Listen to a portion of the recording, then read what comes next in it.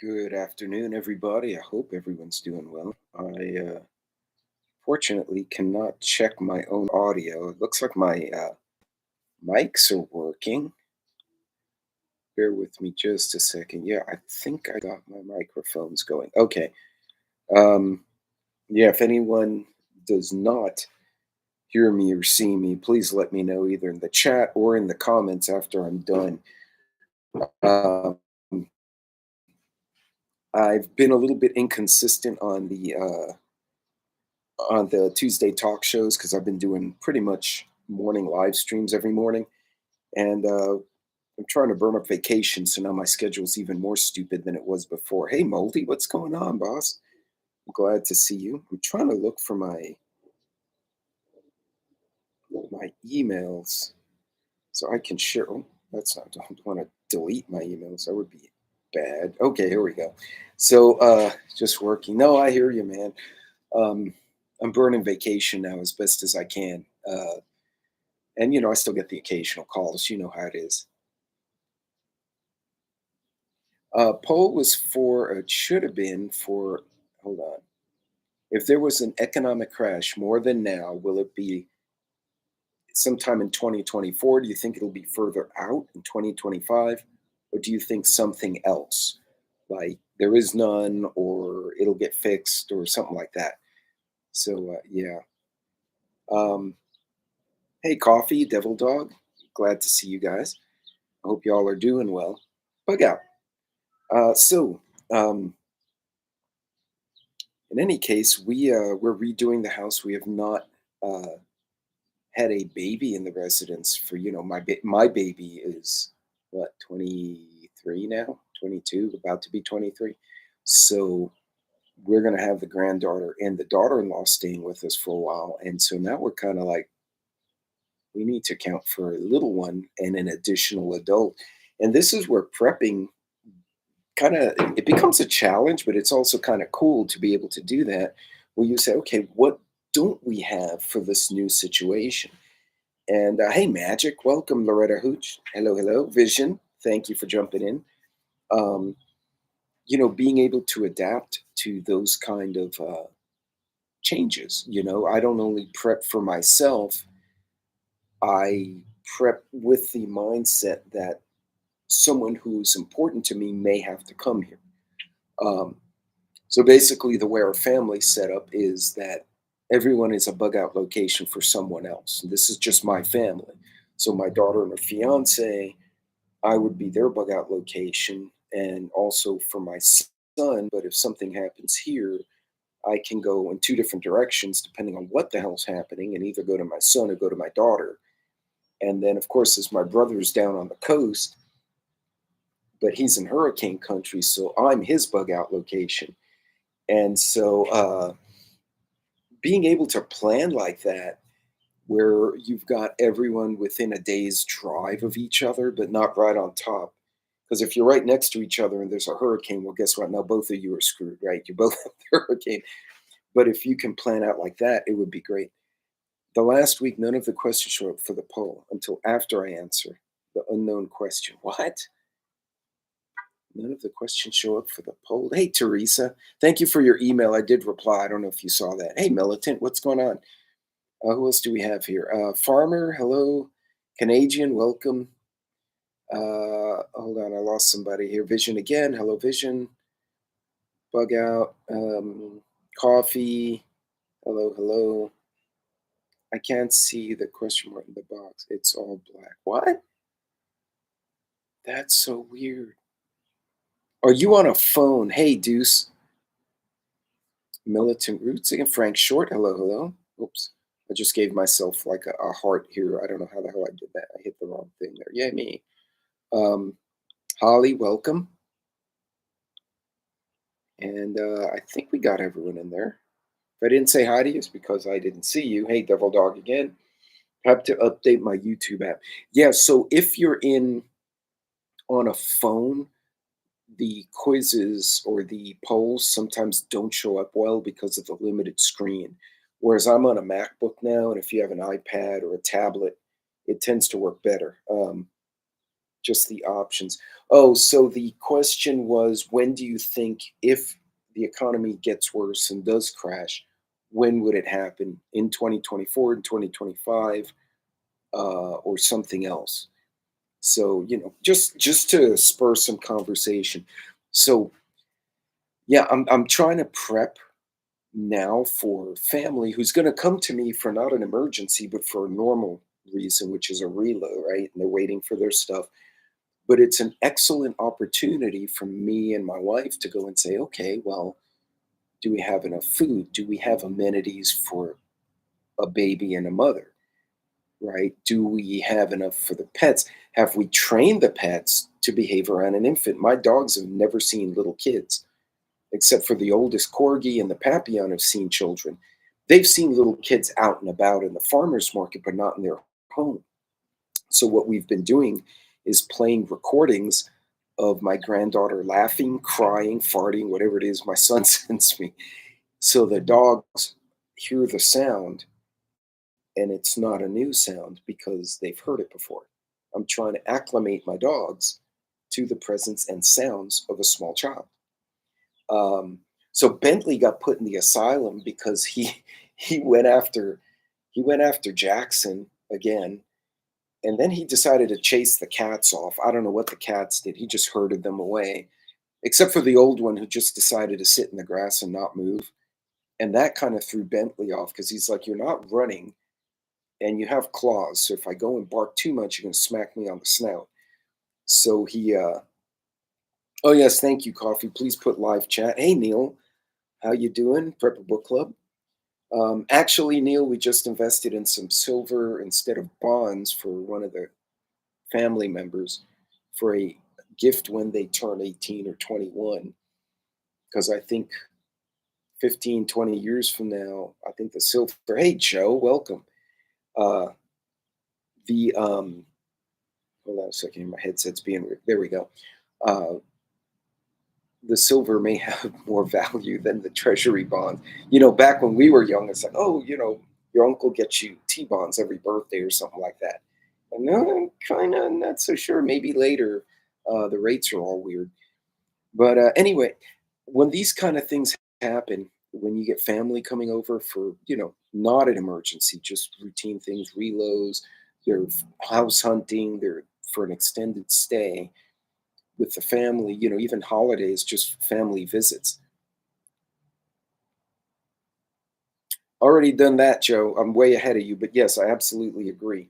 Um, it'll be harder later. So that to me is also an investment because even if I get in a bind and I have to sell them, which would break my heart because I need to eat, um, they will have more value over time. The whole goal is to not have to do that so you can keep them around. But yeah, get a never fired Glock for 350. Yeah, right now is a great time to do it. Thank you, Vision. Thank you. So just wanted to throw that out there. So interesting. We were, because my son's coming back to the mainland, back to the U.S. The military only ships one car, so we went kind of pre-car shopping for them. We're like, okay, what's an affordable small car slash SUV for a young family? And right away, like there were certain dealerships. I'm like, yeah, well, obviously Lincoln, Caddy, those are like luxury vehicles. We didn't look at that. Lexus, no. Ford doesn't have really the Escape, and they don't have cars anymore, so that wasn't good. Chevy has sports cars. So basically, we hit a few dealerships, and I was shocked. So Mazda is trying to gain market share because they're the little guy. They're offering very low interest rates for the entire length of your loan, like under 4% for their new vehicles. And they're building it into the price and they're kind of doing everything plus the warranty. And they said because the big guys are so bloated, this is the manager telling me, we're a smaller company, we're more mobile. We're like, we want to take their market share. People can't afford their shit. So we can kind of squeeze in and take some. So it was interesting hearing the philosophy of a different car dealership. Um, and they had some really nice little cars, Mazda and Nissan. under 20 guys. I mean, not Cadillacs or anything, but they were nice little cars, 5-year warranties. If you need a set of wheels, I would look there before going to the big bougie guys. So, but it was interesting that some of the car dealerships and some of the companies see what's going on and they're like, I'm going to outmaneuver the big guys and I'm going to do this and see if I can get market share from them. So, fix a broken LCP2 and don't buy a Ruger. I don't have a Ruger actually, Joe. That's the one brand I don't have, and it's not they offended me or anything. I just never got one. Hey, independent. So, uh, hey, Teresa again. Did I miss anyone as you guys sneak in on me here? Uh, yeah, and the cat got run out. Interest rates here are about 7 and 8%. Yeah, it's pretty ugly everywhere. So everyone else was 7 to 8%. Mazda was the only one going for market share right now. Big guys have thousands of cars just sitting around and not selling. Yes, Moldy, that's what I'm getting at, is the smaller providers, the Kias, the Nissans, and Nissan's not small in general. It's just their market share is smaller in the US. Mazda, Nissan, Kia, oh, what was the other one? I forgot. There was one more that they build smaller vehicles that it's not garbage, but it's not high end. It's just like a decent vehicle. Um, I can't see the poll question. Hey, Daryl. Uh, the poll question was, oops, um, hypothetically, if there's an economic crash more than it is now, it will be before New Year's, sometimes in 24, sometime in 25, or something else. So I'll give you guys a few more minutes to vote on that puppy. But no, I'm not just salty. I had a hand grenade on me and leave. Oh, daggone. You had bad luck with Rugers. Well, when I was looking for my first carbine, I looked at the Mini 14, and as nice as it is, as nice as it looked, I went with a stoner platform. I could tell this was not going to be right for me. But in any case, folks, when you have family coming over, so the car shopping, talking to these auto dealers, and just having candid conversations, like I went in and said, look, we're not buying anything. We're doing some research for a family member who's coming back to the US. This is what they're looking for. What do you have? What are the financing options? Because we know interest rates are high, everything's inflated. And I guess it took the pressure out of the conversation, and we started having really interesting convos. So, cannot win offers peace. Win offers peace. Hey, the Watchman, I, I don't understand what you were trying to convey there. A king that cannot win. Oh, a king that cannot win offers peace. Okay, gotcha. Bet they let us have Christmas, then it takes a dump. Yeah. Hey, off the wall, what's going on? So take these opportunities. Again, I wouldn't have gone talk to the dealers had the family not been coming over and they needed us to do some homework. Prepping for family visiting for normal reasons gave me and my wife an opportunity to kind of say, okay, if something happens, do we have amenities for family members? Do we have amenities for someone bringing a child? Which we didn't because we haven't had a little kid in our house for 20 years. So it's been an interesting evolution. It also forced us to clear out a lot of the house, which we hadn't done since we moved here. And God, I took 2 pickup loads of stuff either we don't need or broken that we put somewhere and said, oh, we'll get back to it, either to the dump or to Goodwill or to the donation place. So, mm, so cleaning house every now and then. Hey, Moon Sprout. Oh, hey, Cold War. Always a good idea as well. Um, Again, interesting conversations today. So some of the car dealers know what's going on. They get it, and they're trying to find their place in the market, and they understand that the buyer's under pressure, and that's a good sign. That means some of the companies are getting it, but unfortunately, most of the big ones or completely oblivious, or they're just being greedy. Take your pick. Um, they're they're not going to do well over time. So we had a few interesting things I'll share with you happen internationally, which is really interesting. So let me get my country because I think Prepper Now and I had mentioned it when he was on my live stream the other day. So for those of you unfamiliar, if you look at the Caribbean, right, you have South America. I'm doing. Oh, actually, I'll do this instead. Okay. So you see where, oops, you see where Caracas is on the map? Caracas, Venezuela. That's in South America. So obviously, because it says South America. Next to South America are the countries of Guyana. Is the country of Guyana, and then Suriname, and then to the other side you get into Colombia. Across the top of now across that little stretch of ocean, you have Puerto Rico, but you have Trinidad and Tobago was another island I was thinking of, and there are rather prolific oil and gas fields in the area. They're all subsurface, they're all underwater. So Venezuela apparently is now claiming Guyana and French Guyana's oil oil fields as being their own. Part of the reason they're doing this is because they ran out all the professional oil companies and appointed political people to run their oil fields who were incompetent, and they kind of screwed up their infrastructure. So now they're just trying to, hey, Papas, what's going on? They're trying to steal it from the neighbors.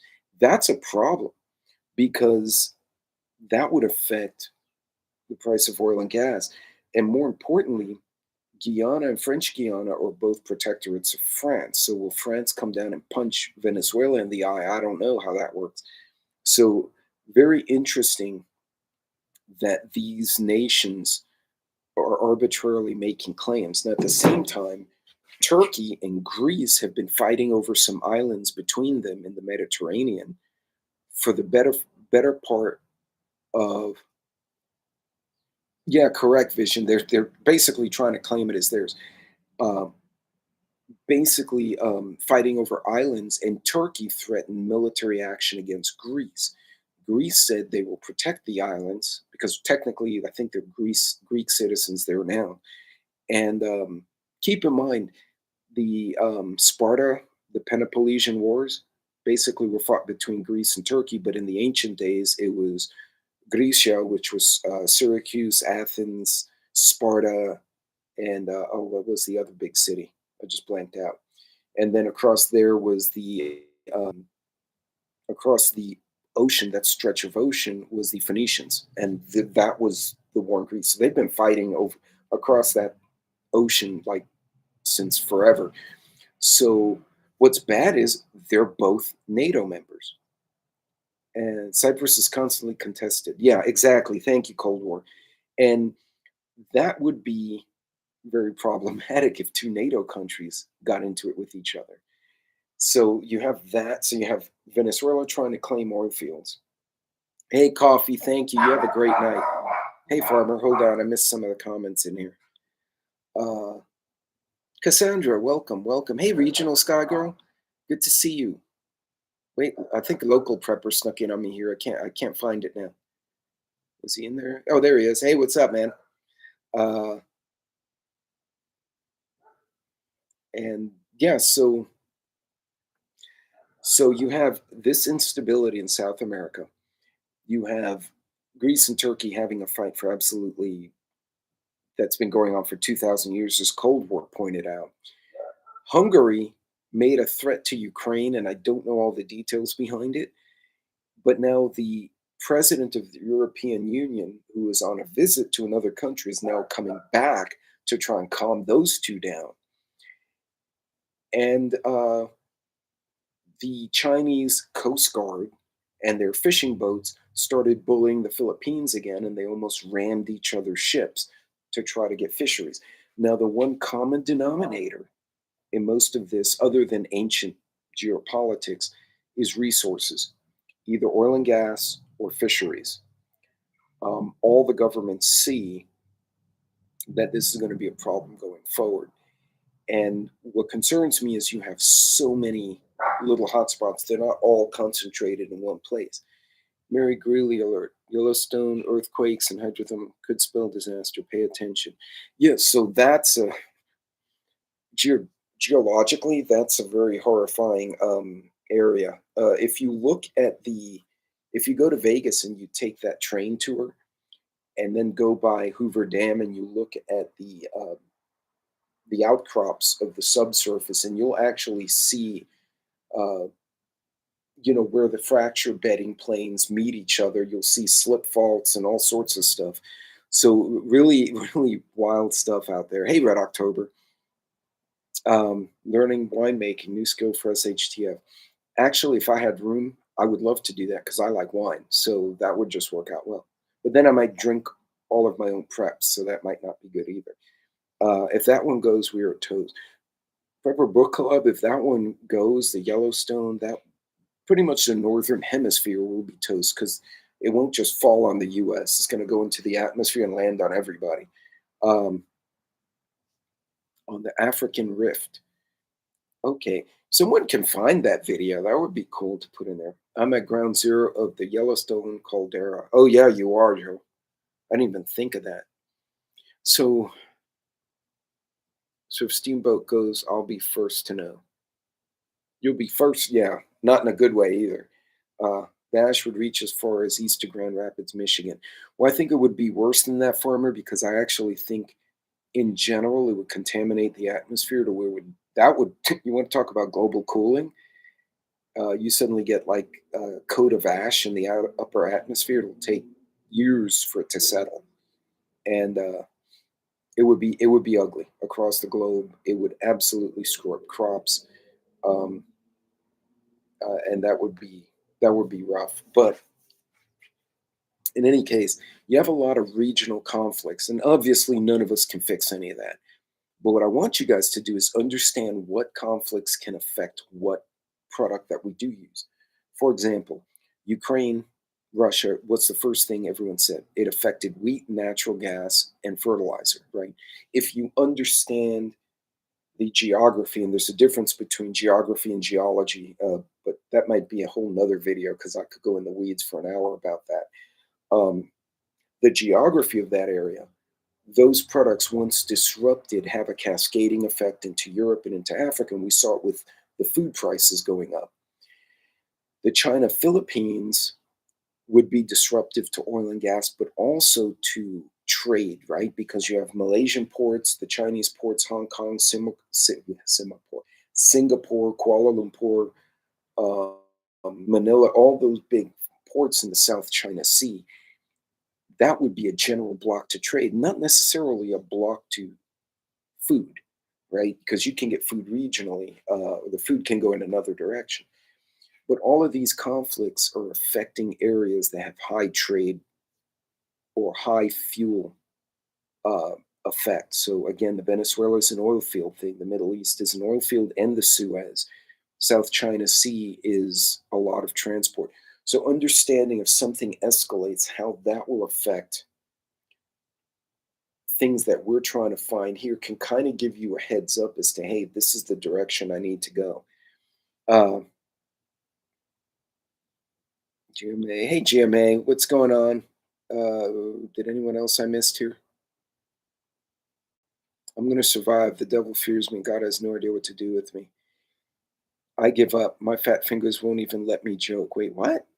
If we die tomorrow, oh, if we die tomorrow, I'm hitting return and cutting my joke off. I get you. I'm tracking now. Jay, I missed the first part, so I kind of didn't have the context. Hey, true American Loretta, no worries. Everyone's working. Everyone's super busy. Get bored without my text nonsense. My new phone should be here soon. Uh, so flooding in my hood. Oof. So if you think about it, as bad as Israel Hamas was, it really didn't affect the West as far as availability of product, availability of supply. It's starting to now, because they're shooting rockets at ships trying to go through the Suez, right? So it's affecting trade a little bit. The Ukraine Russia thing, it made wheat prices go up, but it was still available in the US, Canada, Mexico, and Europe because that wheat doesn't normally come to us. It goes south. It just affected the market, the stock market, so to say. Are not complete with that. His hellhounds attacking his legs. Yeah, no kidding. Well, no, they're all inside. Actually, I'll bet you they're all sitting by the back door because I left them in the house. Otherwise, they'll come out and say, "The heck with it. Here I am." No, I appreciate it, Vision. I do, and it's hard to work, like do a job, and then try to make videos. And I thought today was Wednesday, so I was about to go. We all gonna die Wednesday and go heckle Hudson, and then realized it's Tuesday, and me and Vision are going on, and not Mike. And I think Jason and Prepper now go on late in the evening. And with the angry prepper back at work, then now his schedule is screwed up. My mother Spark has new shifts, so her schedule's changed. So yeah, and Magic, I got a bunch of videos. We put a ball pit in the living room for the corgis, and they just looked at it.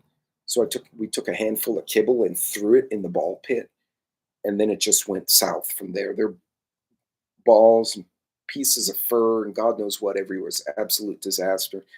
Um, but in any case, understanding how these different pinch points in the world geographically can affect your product is important. Again, it affected Ukraine, affected the price of natural gas, it affected the price of wheat, but you can still find it in Texas. You can still find it in Idaho. You can still find it in New York. It just becomes a pressure point on the pricing because the market has less, but it didn't stop the show. Whereas someone, say, tearing up a bunch of refineries, we're going to feel that because we don't have a fully filled strategic reserve anymore. Oh, and Cold War is going on tonight too, I think. No, he went on last night, Monday. God, I'm all screwed up. Anyway, what a hot mess. Anyway, what we drinking? Yeah. New Year's Eve, better yet, the day before, can we have a live stream drinking game? I was actually going to try and do a drinking game with some of the guys at work here at the we were going to do what they call full size beer pong, which is basically trash buckets, not full of beer, just trash buckets and a volleyball. And you bounce. It's basically beer pong with a big ass ball. And when you get one in, the other team drinks their beer on the other side of the field. But then you can imagine that goes sideways, right? Because then you get hammered, you can't see straight, and you like fling the ball at the ground. It hits a bird, it lands in someone's face, he goes down. And then does anyone drink when that happens? You know, it can go about doing too soon to tell again. Okay, he did mention it this morning. Okay, cool. At least trash is still getting picked up. Right. Joe's I'm in. Visions I'm in. Puts on CNN drink every time they say Trump. Oh, 20 minutes, hell, 15 minutes, and we'll all be on the floor doing drinking games. Um, well, so actually, Jay, you want to have a fun game that's really messed up? There's a game called the Zap game. You have two controllers, and it's or six controllers, and everyone sits around the table, and it does lights. I don't remember how to play it because I was drunk last time I played it like 10 years ago. And when it gives a certain light, you have to push the button. If you don't push the button, you get zapped, right? And it's always funny because like as they drink more, they don't feel the zap right away. So it'll be like beep, and everyone goes click, and everyone's looking around. All of a sudden, someone goes, ah, and they drop the controller, or they fall off the chair. So I don't know if they still sell that game. That game was epic, very not healthy, but epic. Um, Neil, to that point, they're saying that some of that gold was not stolen. That gold was gifted by entities, and he didn't declare it as a gift from a foreign agent. And they just got the Cuban ambassador for something very similar. They just haven't put it all the news yet. There's a guy doing shorts on how to make mead. I was going to order a kit, but he's all sold out. See, that's with live hand grenades. Oh no, that would be bad, Jay. Wait, what the hell did Joe say? Play Edward 40 hands, Pete. Take 240. Oh, I hate 40s. That would be I would barf them up before I even got close.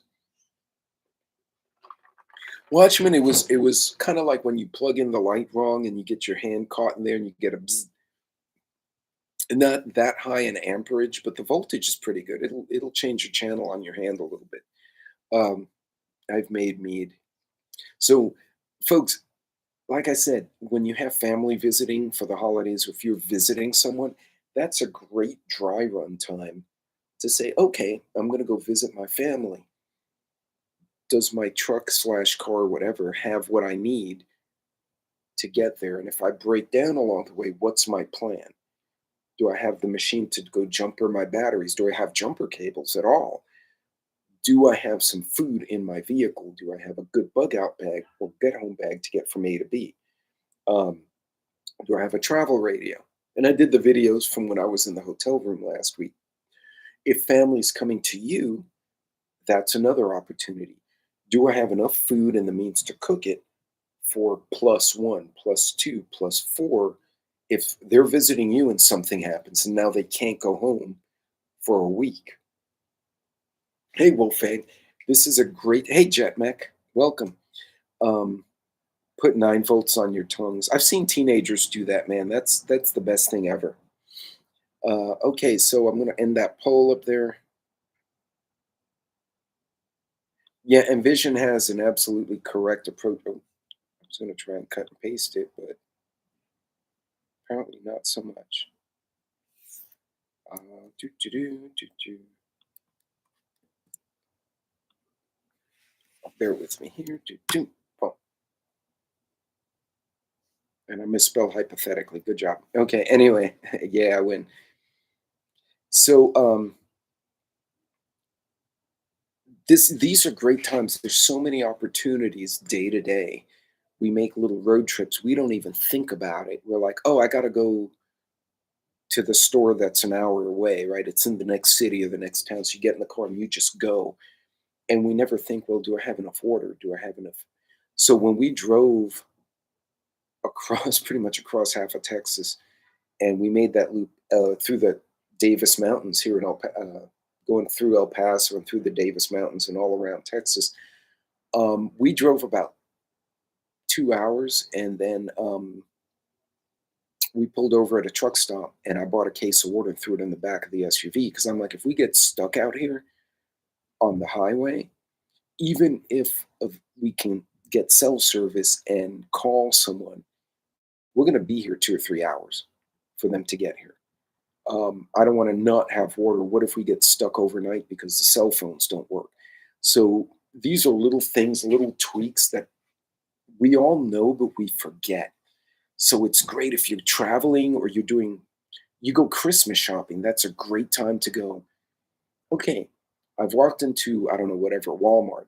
Where's the nearest exit if I can't come out this way? Okay, is a fire exit there and a fire exit there? Where's security? He's over there. Um, is there anyone passed out or fighting? Do I need to just go to a bar and forget Walmart? These are the kind of things too hard to tag on phone. Tanks in the Davis Mountains, one of my teenage hangouts. I didn't get to go by there, Cold War.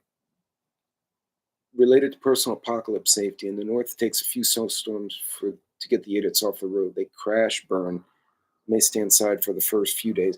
And Jay Creature, that happens a lot in Houston. Houston rarely gets ice. And on the rare occasions they get an ice storm, the city basically says, don't get on the road because our vehicles are not equipped to go up like those big flyovers that Houston is famous for. And I kid you not, they tell you this at dinner the night before, and freaking the 5 o'clock in the morning news, you get up, you turn on the news to see how the weather turned out. And there's this news lady in front of the ramp pointing at a bunch of dumbass cars. People are trying to walk down the ramps and they're falling and hurting themselves. She's like, yo, as you can see, not everyone listened to the authorities when they said don't drive around on the overpasses because you'll get stuck. And so these folks are now stranded here. And now the cops have to go up and get their dumb out firefighters because they were stupid. At the point, I have to ruck pack my at 40 pounds. What you're gonna dump out of your pack yet? So, Frank, it's funny. So my get home bag, I keep at 20 because if I have to bail from my truck, I'm probably in a situation that involves I'm gonna have to fight someone. And yeah, if I'm going out into the country where there's really no one to fight with, I actually have a separate add-on. So I have like a bag that stays in my car, and then I have add-on equipment. So if I'm like, oh, I'm gonna go here, and I bring that extra bag, and then I make the decision at that point. Okay, based if I'm in, say, I'm in Dallas, it's a major city, and some shit happens. I'm like, okay, what do I or don't I need out of this assortment? But I bring that extra tote. So clearly I'm not going to run around with a jackery. So that stays in the truck. I'll abandon that if I have to. I'll take the extra mags for my pistol. I already have extra mags, but you kind of get what I'm saying. I have almost a modular setup because some stuff I can't take on a plane, some I can. And as you guys were on the airport live the other day, I got my knife taken away because I forgot it was in my bag, which was stupid. But so yeah, and Vision, the other thing is we're not puppies. I hate to break it to everybody, but guys like Vision and I, we're not young anymore. Can I hump a 40-pound pack through the brush? Yeah, sure. But am I gonna pay for it? Yeah.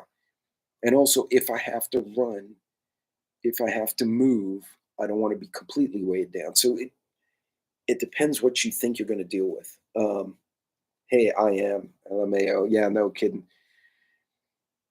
Talk about heat and humidity shock. I died. Cold War. What's funny? We had people come from West Texas to Houston, and one of the ladies had long hair. She's one of our managers. And the first morning she came up and she's like, "Look at my hair." And she took her hat off because of the humidity. So that was fun. Regional Sky Girl actually probably can completely understand because that's her job. Traveling, it's really hard. I actually had friends who used to be on flight crews, and I would ask them, "What do you bring so that you don't have to keep hitting stores everywhere you go?" And the generally was like when I worked offshore, right? After the first few trips, if you do it all the time, you start figuring out, okay, I don't need this thing. I've never used it. This chances of me using it are 5% out of 100. But this I need. Constant state of panic. Wait, there's more panic? I'm welded to the couch. Nice. Has red alerts every night making up for it. It would help someone in more dire situation.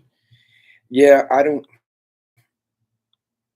It's good info. Yeah, I try not to do that, and that's why, like I said, the reason I oh damn it, I'm still on. I've changed Top Chat twice, and it just decides, nah, I'm gonna put you back here. I walk everywhere. That's probably good. I quit nicotine and gained 10 pounds. Moonsprout, because you didn't add a different habit. So, like, if any time you wanted nicotine, you went and walked around the block, you'd have the opposite effect. But it's easier said than done, right? Because you get busy and you're like, I don't have time to go for a 20-minute walk, so I'm gonna do something else, and then you tend to overcompensate. Uh, I'll quit smoking when I'm dead. If I don't smoke, others will die. Joe, doing a public service. Cassandra, I learned a new lesson today. I got a new truck, don't have much in it for tools, and today it also rains here in Pacific Northwest on my windshield wipers. Stop working on the freeway. Oh, see, and that's YouTube gremlins just hate you, so they rando your settings. Yeah, they do, because I know I clicked that. And then I started the live and it was like, yeah, we're not doing that. No notifications yet again. Um, no worries, Suburban. I'm a pseudo neo Luddite. Well, there you go. So take these opportunities during the holidays when you're visiting people, they're visiting you. You get weird weather, you have to travel. Cat, be gone. I already fed you, dude. He knows sometimes I'll put out food for both cats, and the other one gets distracted and he'll eat both. So he's trying to double dip today. I know what he's doing. I've had you for 14 years. I don't know how you're still alive. Are you a zombie, dude? He's just staring at me. He's judging now. Sick the hose on Kitty. I actually put water in my mouth.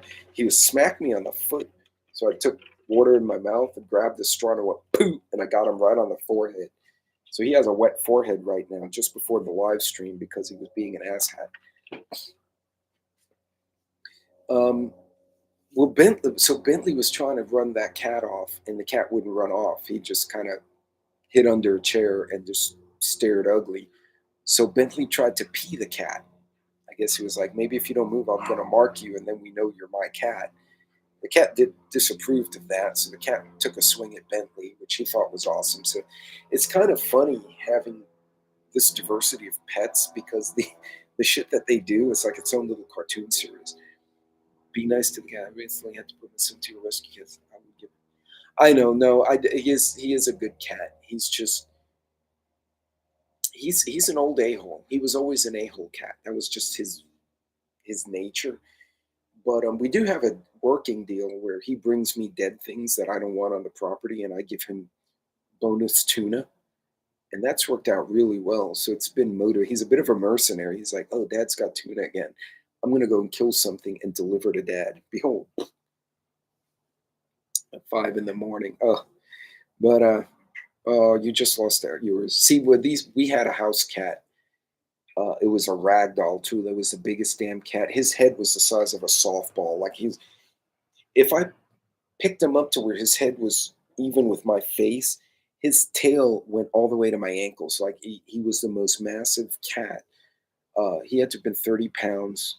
He was a little bit fat, but it was mainly just bigness. Like they're on the size of a Maine Coon or the mountain cats. Like they're just massive. And it was my wife's buddy. She got sick. He hung out. Then he'd get sick and sneeze with her. It was the funniest thing. And he got sick one day, and we noticed he wasn't right. We brought him to the vet, and it went downhill so freaking fast. And after that, she's like, I can't have an indoor kitty for a while. So we didn't have any more indoor kitties. Um, Cole is currently on a mission to catch and play with a groundhog. Well, Cole thinks it's playing. The groundhog may suffer fatality. It'll be like playing Mortal Kombat. Fatal hit. That's the end of the groundhog. Of course, in the meantime, Cole will be happily running around with his new squeaky toy. Um, yeah, that's exactly. Merlin the cat is part Maine Coon. Yeah, they're big. It's eat the groundhog. That could be God when I ejected a lizard from her Florida house. Turns out she likes them and they eat bugs. Oops. In mouth and shake. Yeah, and then boom. My sister's pit bull did that to possum in the garage. She said it took her and my nephew about a week to clean that mess. She said it exploded, basically. The thing popped out of a box, hissed at my sister. She screamed. The pit bull came out, and she had a big house. It was a beautiful house. And pit bull came out, saw the offending item, and there was a very short fight. And then, you know, the possum was no more, and it was shared with the sheetrock in the garage. My nephew called me later. He said, "Oh, it was so good." He was still dry heaving from that nastiness. But I want a pet cock to teach you to drink and swear. Joe, you just have to say the same things over and over, and cockatoos live forever, man. Um, Cole's going to develop a taste for groundhog. He will be missing them soon. Parrots live, yeah, they live like forever.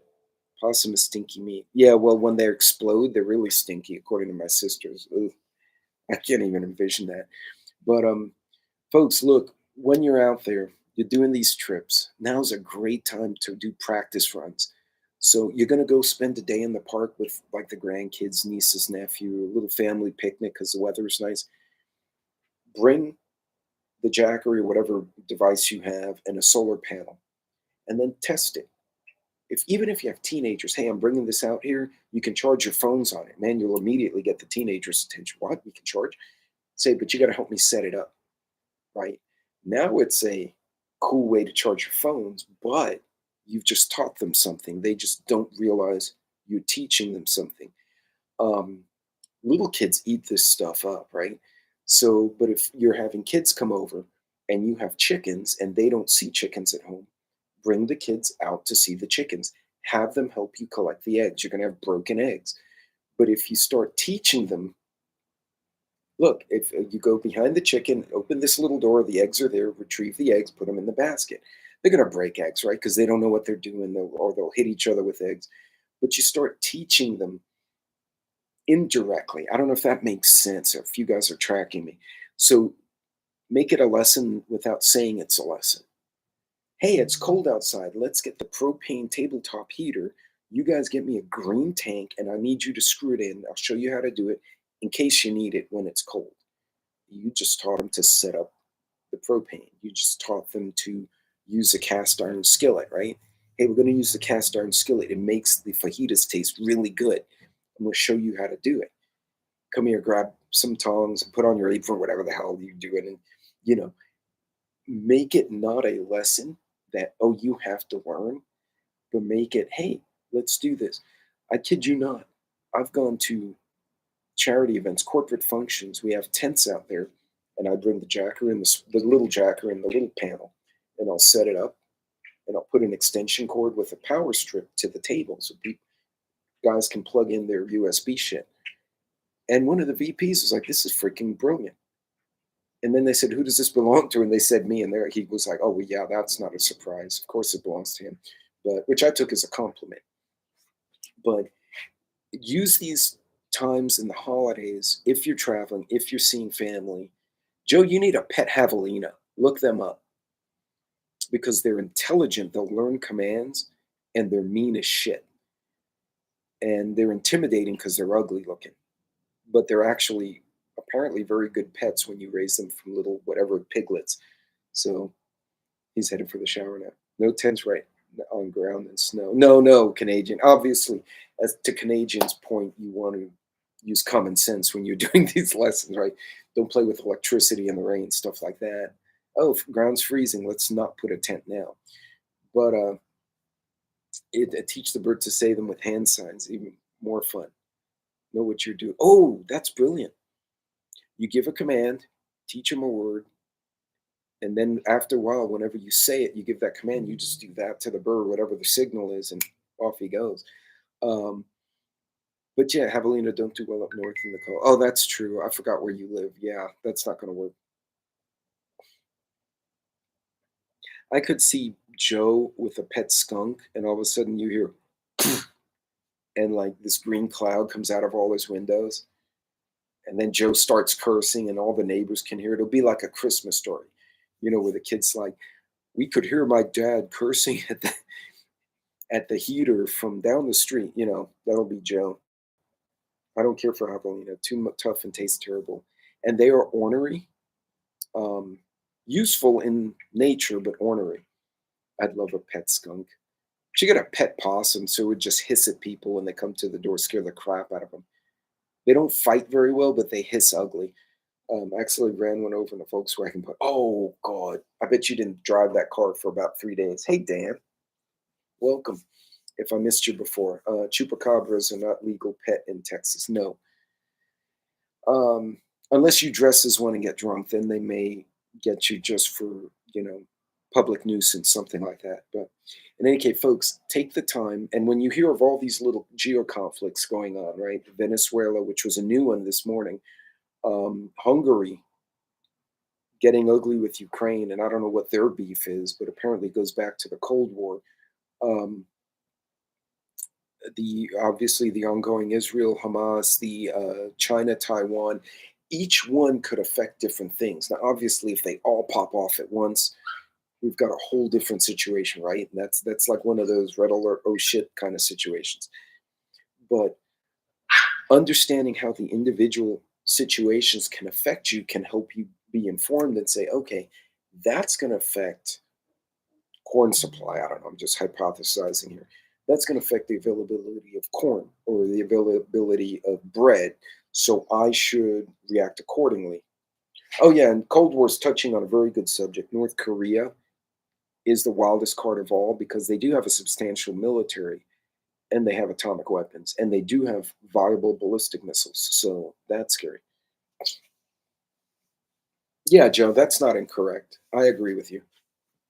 It's been months. Yeah, and 31 watching, 34 likes. Thank you, Vision. I appreciate that. They need a James Bond, North Korea. They're producing plutonium. Yeah, it's that's one of those long-term wild cards that if you haven't watched her stories, Yeonmi Park has some really compelling stories about what goes on behind the little iron curtain before she escaped the country. Uh, so, farmer, what they're doing, they're cutting the barrel of oil so the price of oil doesn't completely collapse, but it'll keep the prices up. They're trying to keep it to where it's not going to break everything else. Unfortunately, Venezuela and Guyana get into it over and they damage some oil fields, that's going to screw up the market, and there's nothing anybody can do about it. So it's just it's just weird stuff going on. But anyway, to your point, ladies and gentlemen, understand how these different situations, these different pinpoints on the map, actually affect you. Israel Hamas is terrible. It hasn't affected my supply chain. Affected inflation a little bit, right, because of the larger market, but it could cause spin-off lone wolf, spin-off terrorism. So that, in my mind, is the big threat from the Hamas-Israel thing: is political activism and terrorism, not supply chain. I'm not worried about the price of oil and gas. That means shit to oil and gas, not bread, not chicken, not pet food. Stupid people, yes.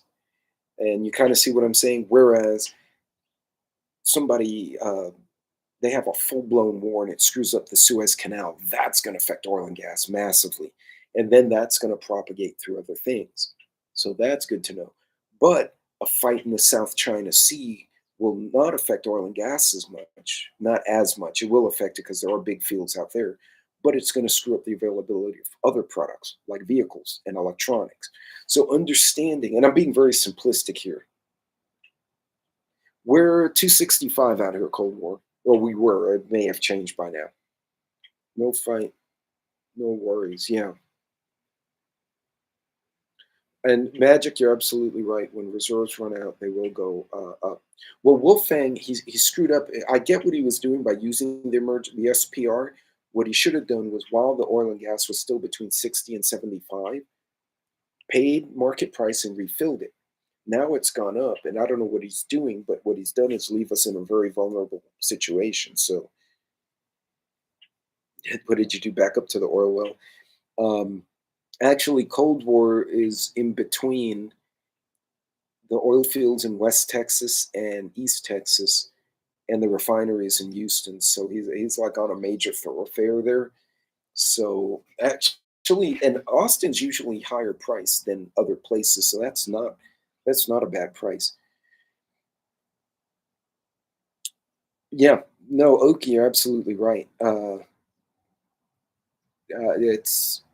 It's a whole convoluted mess, and I don't think we have a lot of leaders who are competent in a lot of places, not just here.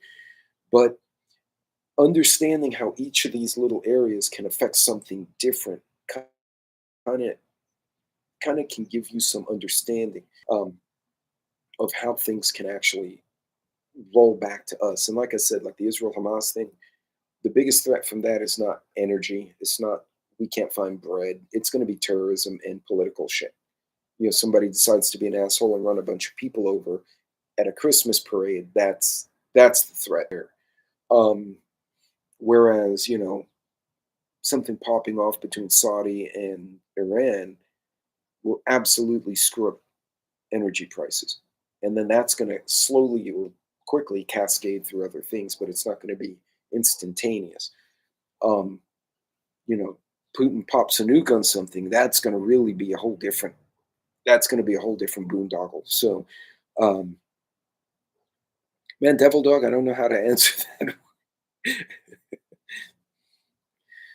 Film background fuel was 189. Where that was takeaway. I was watching Derek Chauvin news story update in the news film. Buck 89, that's weird.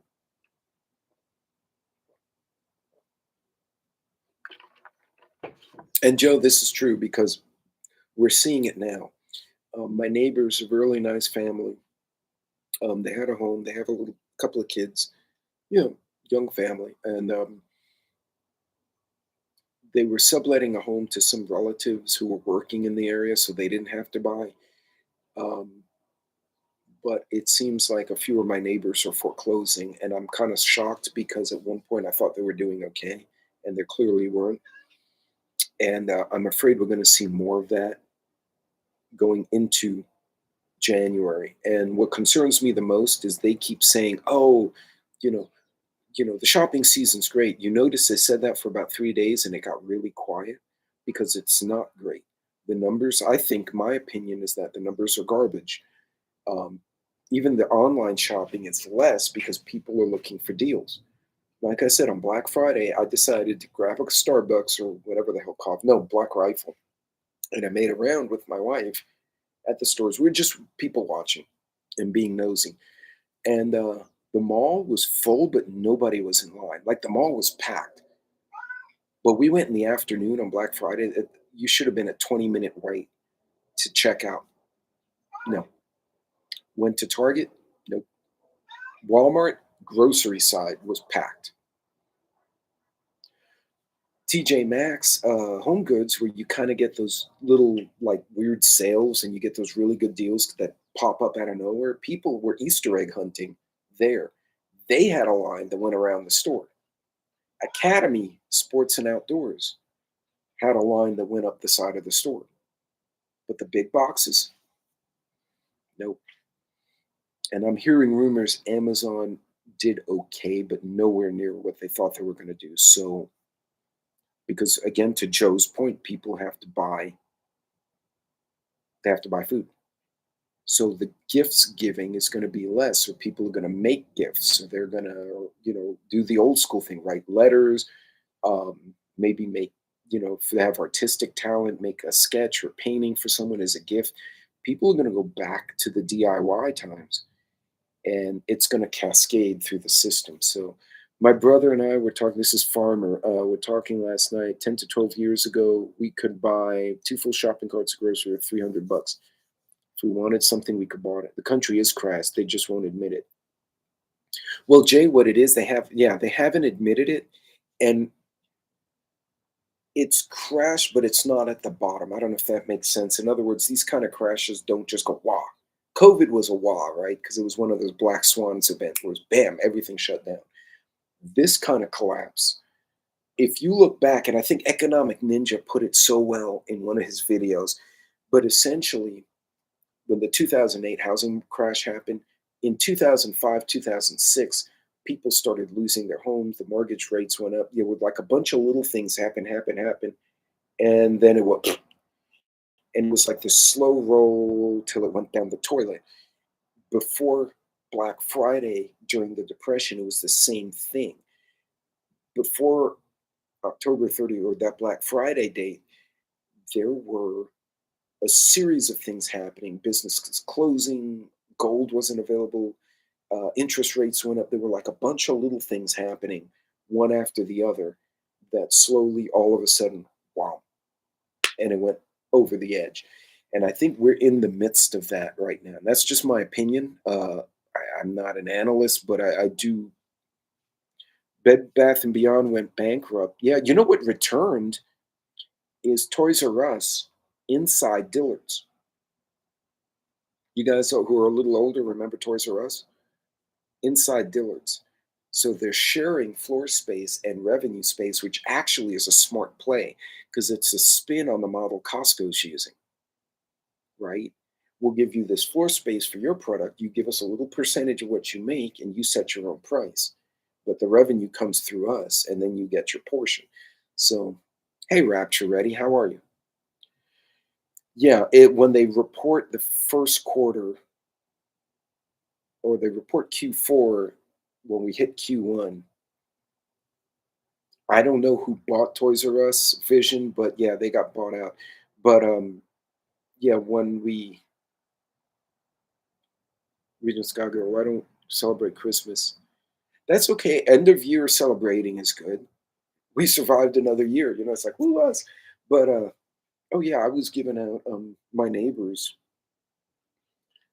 really great folks, my other neighbors, and they made had a crawfish boil, seafood boil, and they were when we were out here watching movies on the TV. I have a TV mounted in my little patio, and they went over the fence. They're like, "Hey, you guys want crawfish and shrimp?" We're like, "Right, sure." So they gave us shrimp and crawfish, and I had an awesome bottle of white wine that goes great, and I gave them wine, so because they were having a party, and it's just cool to be able to do that. But yeah, sharing that is great. Personally, I think gifts of things like food, wine, practical things, uh, even little coolers for people who travel. I think that's the way to go this year, honestly. The big bougie expensive shit, screw that. Give people things they can use that will make a difference in their day-to-day stuff. Hey, NYC Prepper, how are you? Jay, yes, I think they are, but I haven't seen the prices elsewhere. We're so close to the meats here. So we were $3 a pound of ground beef. I don't know if that's a good reference. Chicken was down to 225. It was 98 cents at one point. Then after Rona, it never went below like a buck 90.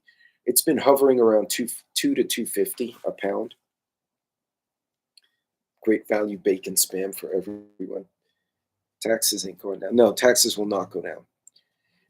But the prices will in general. We all stop buying stuff, they would have to lower prices. Well, they know there's some things we have to buy, like food, but we have loads of ranches that sell whole half a quarter.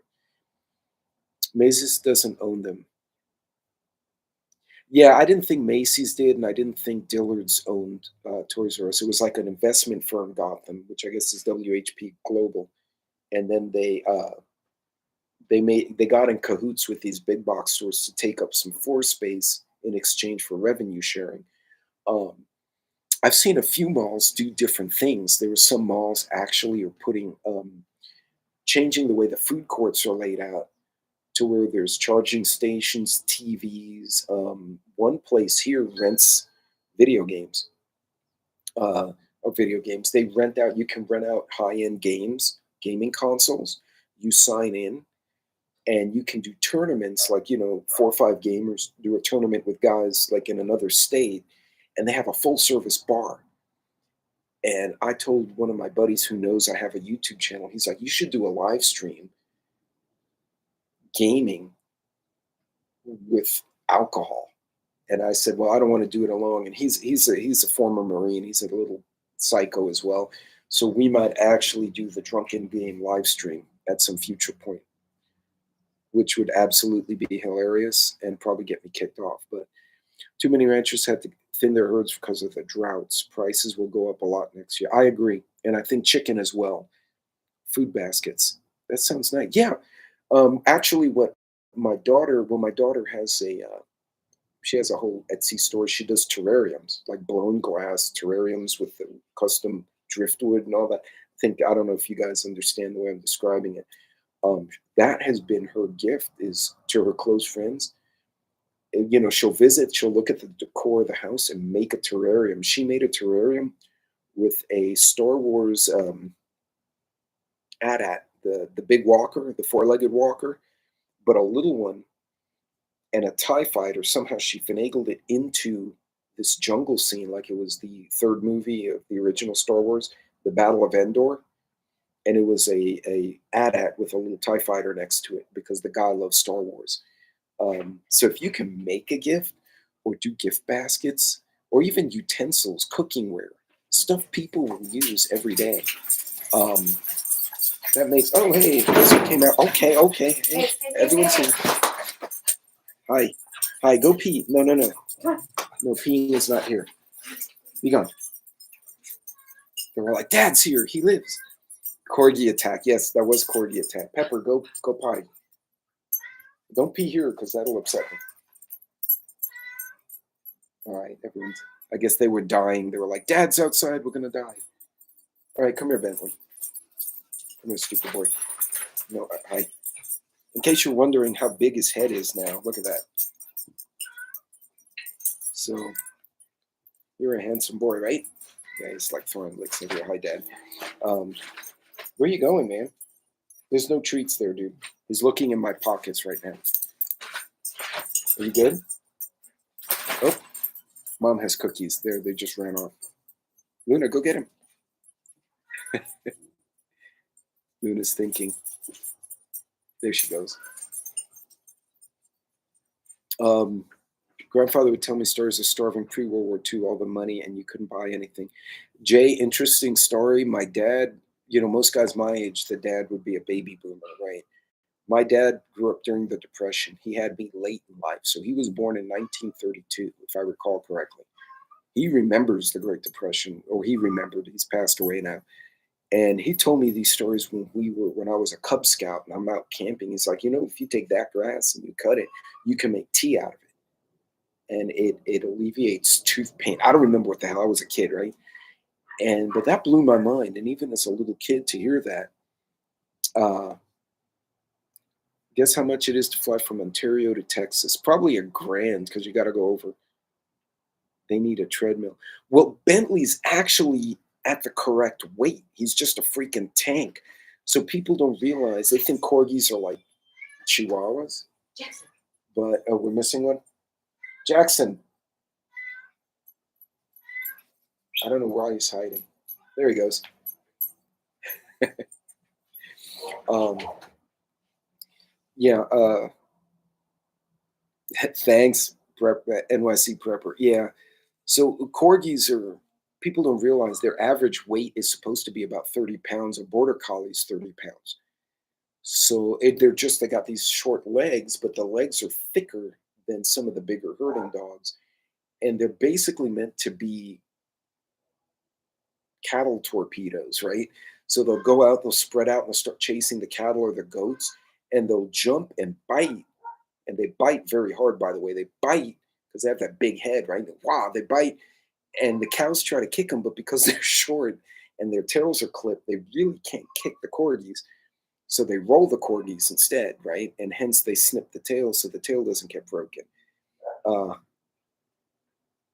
I have to turn it off when mine comes in. No, actually, quite the opposite, because she's actually a web designer and she's got her own online thing. So we're always trading notes as to, because I'm on some platforms and she's on others, but she only does like demo pictures and stuff. Uh, so actually, she's done for her online Etsy stores and her homecoming stuff, which is mainly regional stuff. Uh, we're constantly like, we're using each other's software because I have some and she has some. And so there are times we'll sit down and actually collaborate on what we're doing. Or I'll be taking a photo and she'll be like, your lighting's wrong. So we'll start moving the lights around, trying to get a better picture. At Rapture Ready, you want to find something funny, look up, you could Google that, you have to Google it. Herding corgis. And they are the funniest thing. They will herd sheep like nobody's business, the smaller livestock, sheep and goats, all day long.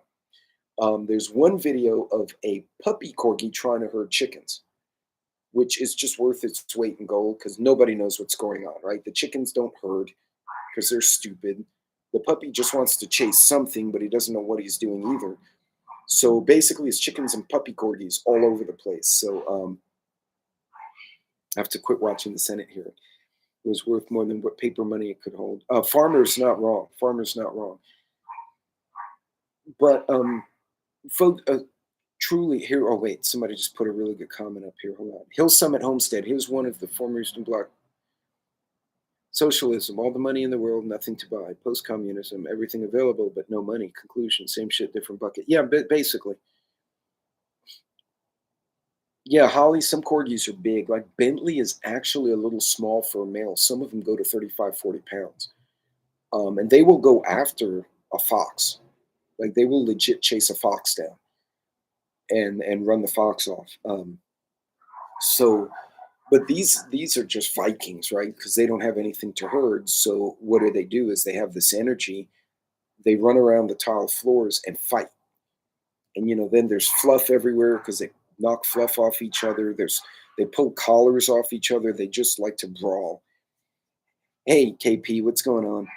So I think I think Vision's going to start setting up his live stream soon, and I'm right at an hour. But folks, before I leave, take the time, take the time to use your holidays, whether you're staying home, traveling, having visitors, just cooking for yourself, to dry run practice with your stuff. Maybe cook some mac and cheese for the kids instead of using the stove. Break out the camping stove, make sure it still works, show the kids how it works. Tell them, oh, I'm just making sure it still works in case we go camping. You just taught the kids something. Pull your jackeries out. If you're cooking out in the backyard, put it with the solar panel in the yard while everyone's in the backyard drinking and eating, and say, hey, I'm just setting this out here so we can charge phones, but I'm testing it. And you might start a whole conversation about that, folks. Don't panic about what you're seeing out there. Instead, understand how it affects you and then course correct, right? That's the whole key. So don't give yourself a heart attack. That doesn't help anything. Um, Found out what they were prepping or try to convince them if they aren't. And farmer, that's a great thing. And that's a great way to do it. You break out the jackery and you're like, I bought this for blackouts. You remember what happened in Texas? I mean, it could happen to anyone. And instead of being a crazy prepper, you're pragmatist and they're like, oh, that's that's that's interesting. That's a good point. Yeah, if there's a blackout, maybe I should. Because think about it: if a young couple in an apartment first place together, they get a jackery and they know how to set it up and put that panel out on the patio, and they have a blackout, those kids are set. But they won't think of it unless we bring it up.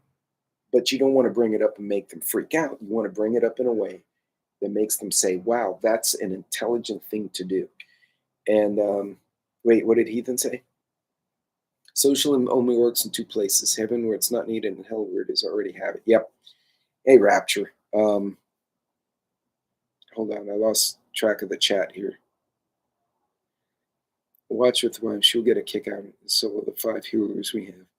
Oh, Rapture, do that. And actually, I have. I'm gonna do a large video with just all corgi from when they were puppies until now, just like a series of videos, all strung together. Because I think we all need more corgi and healers and less death and Hamas and shit in our lives. But in any case, hey, oops, no worries. My first date was always jet boiled with freeze dried food. Test for who I am dating. Yeah, you know what, Deuce? You go out, you have your date, and you break that out and say, hey, I'm going to do this. I'm going to make this. I thought it would be fun, and they're like, we need more beer. That's someone to hang out with, whether you stay together or not. That's a friend. So just think about it like that, right? Anyway, folks, you guys be safe out there. Be careful. Don't freak out. Again, as we've many of us have said, it just react. Um, you see something going on, and don't react panic wise. Say, okay, this may affect the availability of X. Do I need X? Do I use this product? If so, how much do I have? Can I go shopping in my own supply? Okay, I can't, or I need more. I don't have enough. Now you start looking, where can I get the best price? Where can I locate? Can I buy bulk and split with someone? Now you start using your brain, and then other people, everyone wants to save money now. And that's the greatest way to get people on board with prepping is say, hey, eat tomorrow on today's prices, or eat today on bulk price that you and I split, right? Because the cost per pound is lower. And they'll start getting it. So, folks, be good, be safe, God bless. I will see you all later this week. And take care of yourselves. Don't hurt yourself. And try not to get busted. Be good, folks. Take care.